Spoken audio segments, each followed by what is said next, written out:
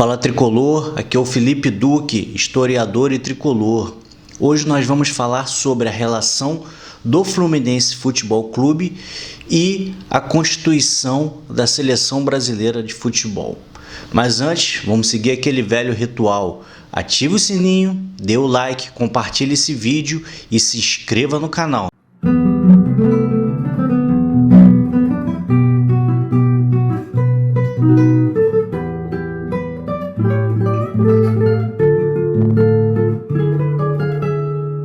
Pessoal, conforme nós falamos no último episódio, na segunda metade do 19, os Estados-nações estavam começando a ser formados de maneira mais intensa.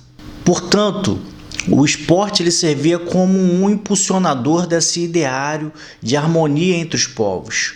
E o futebol ele acaba sendo adotado por muitos países como uma perspectiva de seleção, de competição e de representação do seu país no cenário de competições internacionais.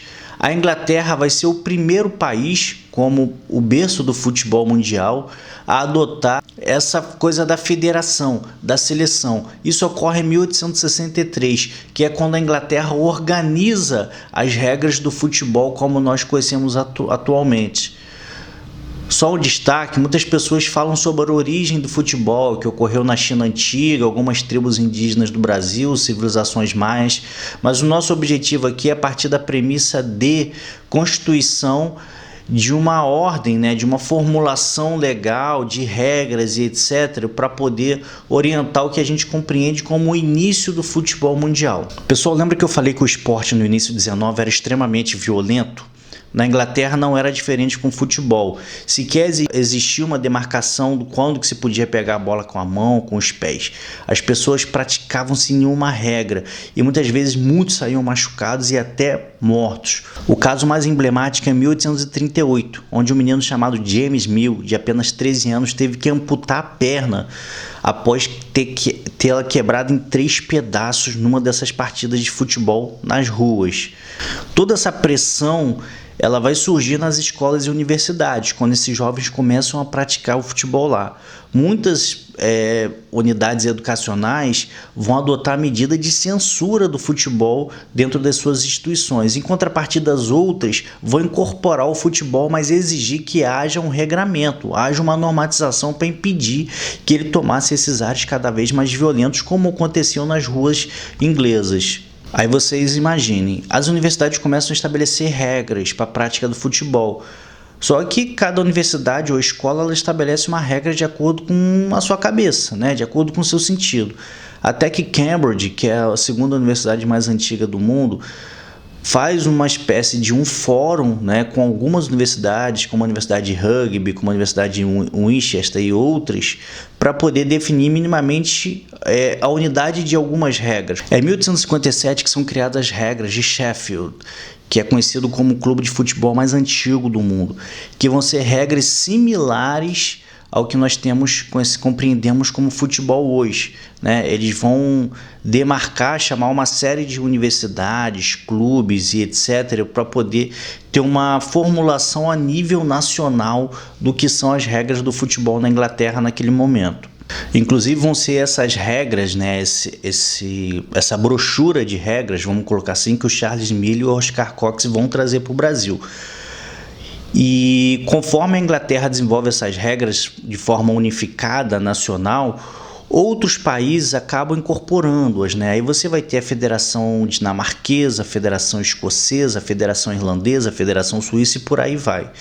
Inclusive em 1872 que ocorre o primeiro amistoso entre seleções, Inglaterra e Escócia. O jogo termina 0-0. Então agora vamos falar um pouquinho sobre seleção brasileira. Como vocês podem ver, em 1863 você já tinha a seleção inglesa calcificada. A seleção da Argentina, por exemplo, foi criada em 1893.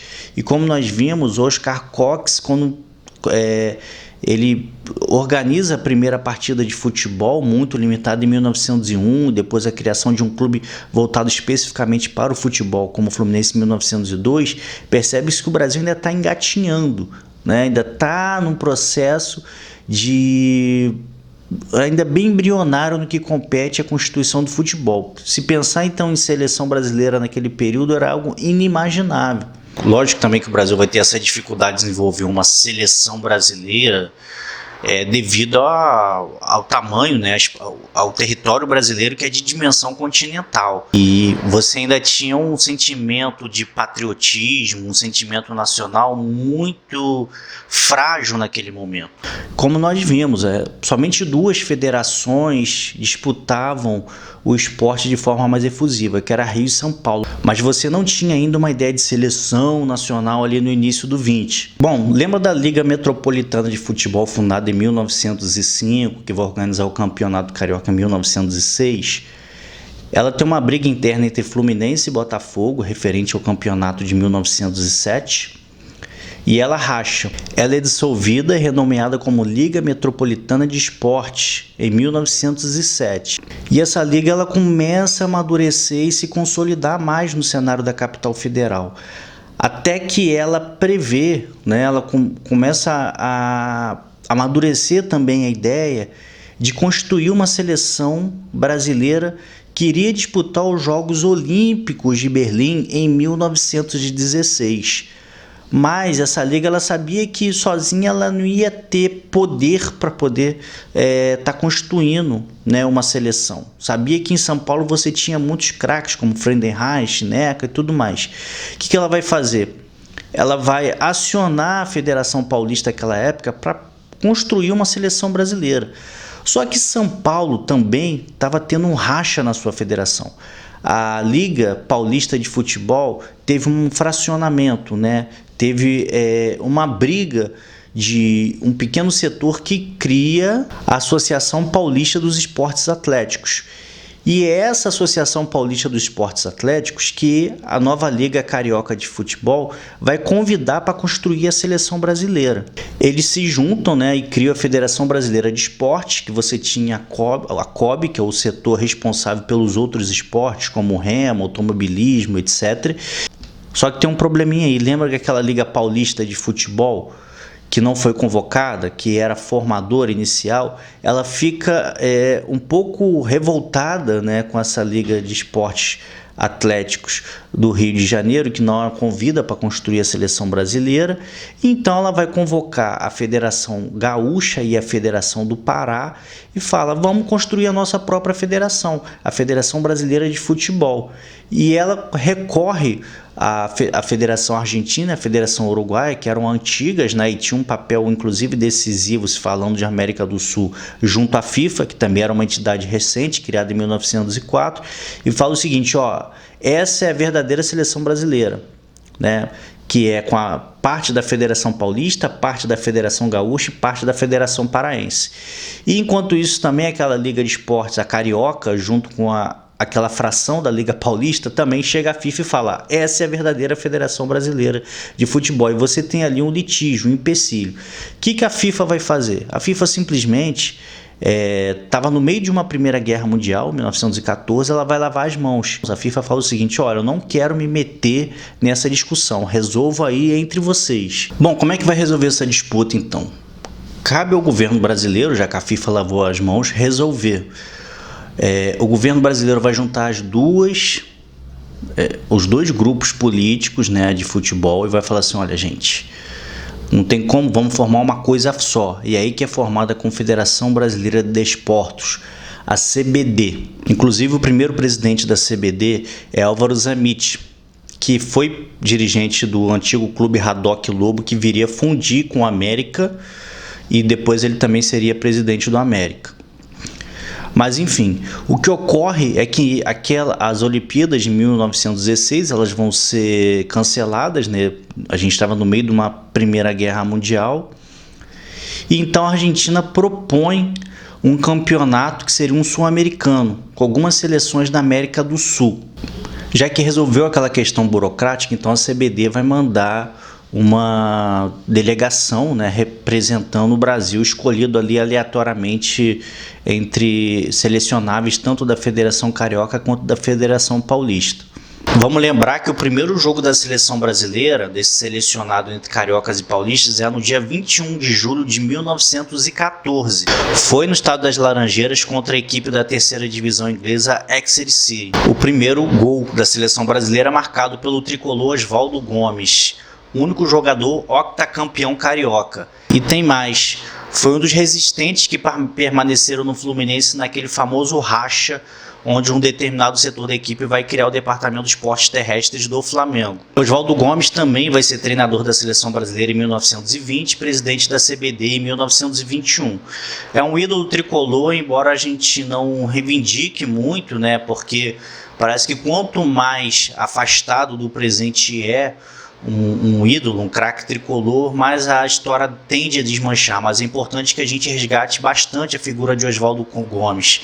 O Brasil ainda vai disputar a Copa Roca, né, que era um jogo único contra a seleção argentina, onde o Brasil seria campeão pela primeira vez na história, teria um título a nível internacional. E nessa seleção você tinha inclusive 4 jogadores do Fluminense.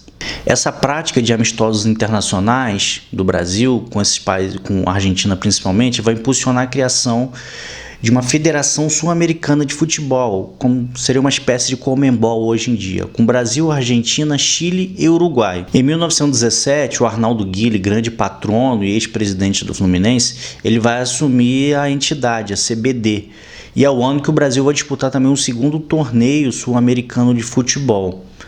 É importante destacar que pela primeira vez na história o Brasil vai usar um brasão, né? Um brasão específico de representação da sua seleção, que é o brasão da CBD, naquele período. A participação do Brasil é um fiasco a nível de resultado, né? O Brasil só ganha do Chile e é goleado por outras seleções, a partir desse selecionado de cariocas e paulistas. Naquela época, gente, não existia o técnico de futebol, era o grau comitê. O mesmo sujeito que era capitão do time também era o técnico de futebol.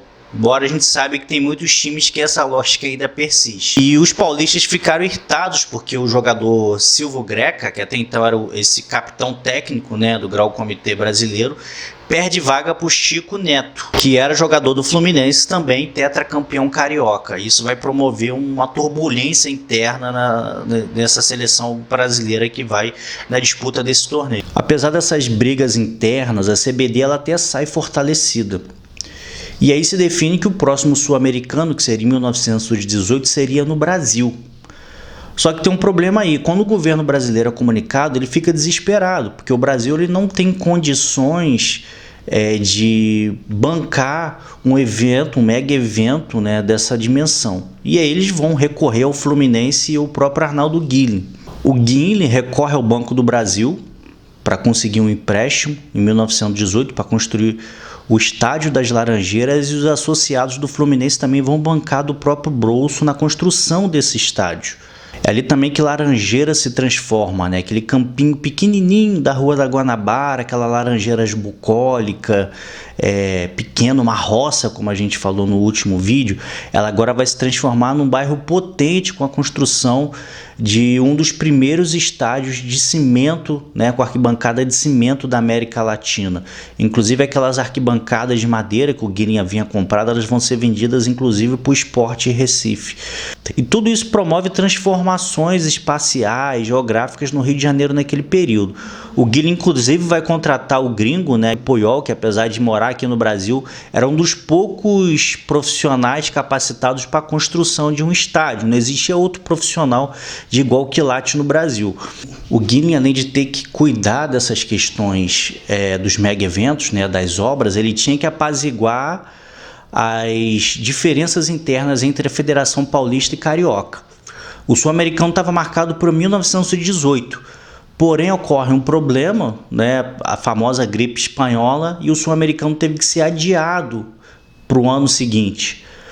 Só que acontece, a CBD mandou antes as verbas, né, enfim, para a Federação Paulista, a fim de que os jogadores treinassem antecipadamente, enfim, se harmonizasse com o grupo dos cariocas para que não ocorresse brigas como no último Sul-Americano. Só que com o cancelamento do evento, a Federação Paulista não devolveu o dinheiro, deu um calote na CBD. E aí teve um racha, que a CBD queria punir a Federação Paulista.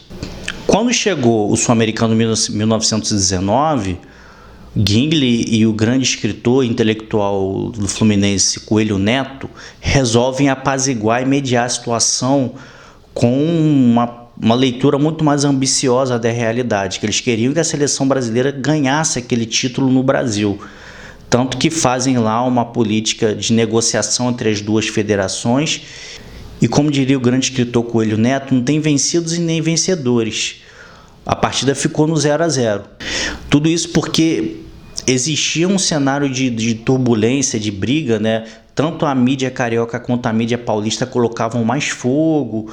Enfim, eles provocavam essa intriga entre as federações. Importante destacar também que o Fluminense era alvo de uma verdadeira guerra contra o futebol no Brasil, tanto da direita quanto da esquerda. A direita, enfim, seus periódicos, seus representantes, seus intelectuais atacavam o futebol ligando a uma ideia de esporte moral, de afetar a juventude, né, corromper a juventude, e que o Fluminense era responsável por isso. E, em contrapartida, a esquerda também batia no futebol. A esquerda falava que o futebol era um esporte alienante para a classe trabalhadora, que o Fluminense estava incentivando isso. Então o Fluminense era só porrada, gente, era pancada para tudo quanto é lado. Por fim, gente, no dia 11 de maio de 1919, o Brasil estreia contra o Chile para um público de 20 mil pessoas e dá uma sonora goleada de 6-0.